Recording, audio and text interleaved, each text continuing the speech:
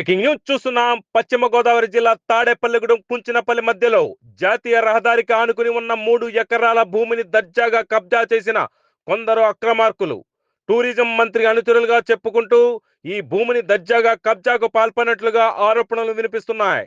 జాతీయ రహదారిపై వెళ్లే వాహనాల పార్కింగ్, డ్రైవర్లు, ప్రయాణికులు విశ్రాంతి తీసుకునేందుకు ప్రభుత్వం టూరిజం శాఖ ద్వారా ఆ భూమిని కొనుగోలు చేసినట్లుగా తెలుస్తోంది.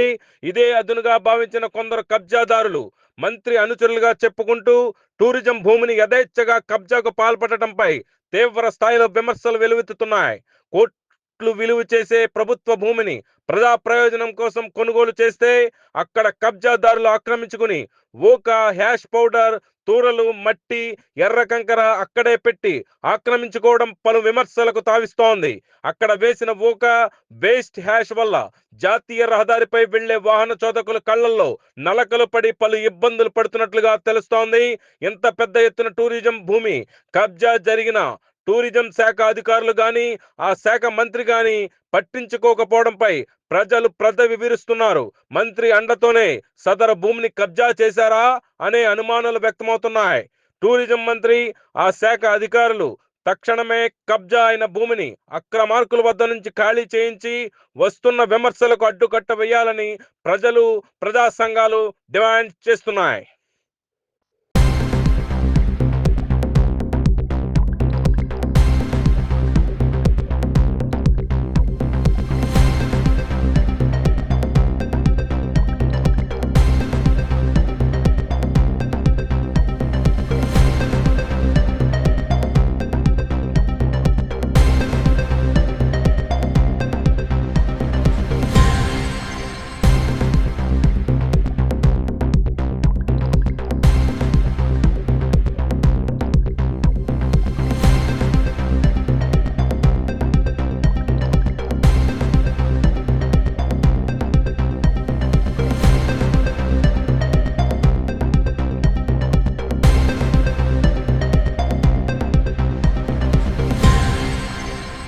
బ్రేకింగ్ న్యూస్ చూస్తున్నాం. పశ్చిమ గోదావరి జిల్లా తాడేపల్లిగూడెం కుంచినపల్లి మధ్యలో జాతీయ రహదారికి ఆనుకుని ఉన్న 3 ఎకరాల భూమిని దర్జాగా కబ్జా చేసిన కొందరు అక్రమార్కులు టూరిజం మంత్రి అనుచరులుగా చెప్పుకుంటూ ఈ భూమిని దర్జాగా కబ్జాకు పాల్పడినట్లుగా ఆరోపణలు వినిపిస్తున్నాయి.